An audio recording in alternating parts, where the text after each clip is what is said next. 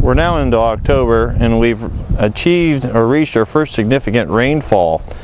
We've had over 3.5 inches the last 3 days, and one of the things that we're looking for right now as punch list items are areas that would be accumulating water, a bird bath or a failed drain that might have been installed from months before.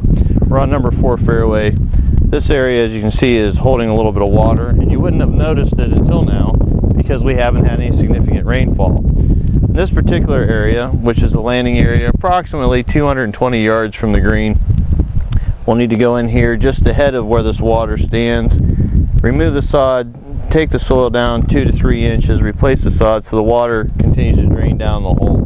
It's a simple repair. Again, Landscapes Unlimited, through their punch lists, would be able to repair this area to ensure that we have good quality turf for next year. One of the mechanisms that we have installed on the golf course or engineered was our waterways that we use to accumulate water from substantial rains such as we've had the last couple days. We've observed it, and it is functioning correctly. The water flow, even though there's only 3 feet of elevation change from the highest point in this engineered waterway to the lowest point, only 3 feet difference in elevation, it's still flowing correctly. The flapper gate that was installed on number 16T is functioning correctly. The recirculating pump that we have to move the water through the streams is working correctly. It's exciting to see the water movement and the control of water, keeping the water in the low areas, keeping it off the golf course so we can have a better quality of turf for play next year. While surveying the golf course after the several days of heavy rain in late October, Craig noticed this large accumulation of water at a low point in the 6th fairway. There's actually a drain pipe in the middle of that puddle of water. Craig realized it was clogged. He unclogged it, and the effect was as if you removed a plug from your bathtub. Water starts going down the drain. What you're going to see here in fast forward motion is a display of how the drainage system on the golf course works. Prior to the project, the golf course was extremely flat, and as a result there was very little, if any, surface drainage, and that led to the soggy conditions that we suffered through for many, many years. During the project, elevation changes were created around the golf course so that now on fairways we've got high points and low points, and at the low points there's been a new system of subsurface drains and drain pipes installed so that water can move from the high point to the low point, into the drains and into the drain pipes, and from there moved off of the playing areas of the course. Here you can see this water at the low point of number 6 being moved into this drain pipe, from there to the pond between 5 and 6, and by doing this we're able to provide drier and better playing conditions for golf. One of the questions that has been made to me is, how do you correctly maintain a bunker as far as playability, and concern about some of the bunker faces that we see out on the golf course and the steepness of them. There's a methodology to maintenance of a bunker on a golf course.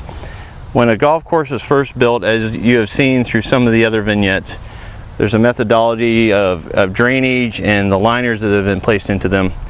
Once Landscapes Unlimited was done with that phase of it, they placed YBD sand, our selected sand, into the bunkers at approximately 6-inch depth.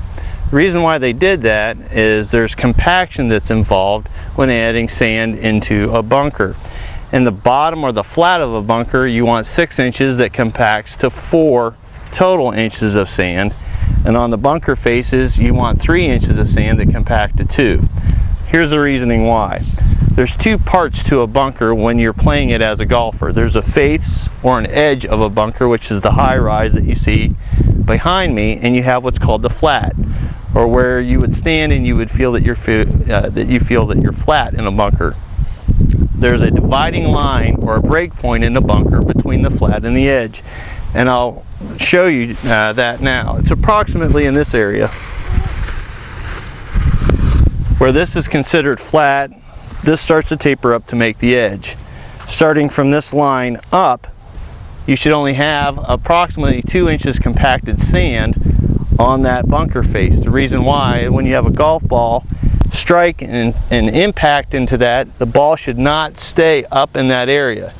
It should impact, hit the bottom of the bunker, and kick back and roll to the flat, so you have a much more fair lie than you would with what's considered a fried egg lie or a buried lie up on the face of a bunker.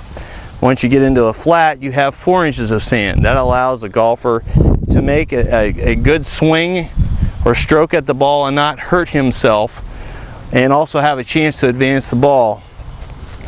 I have a couple golf balls to show you exactly what I'm talking about. And I'm going to try to represent what a line drive or a driver would be impacting into this bunker.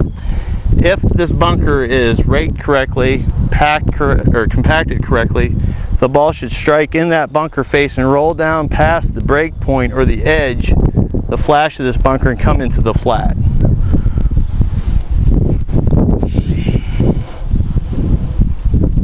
And as you can see, because the bunker has now been correctly constructed and maintained, a golfer who would have had this unfortunate shot would still have a fairly good opportunity to advance the ball up to the green.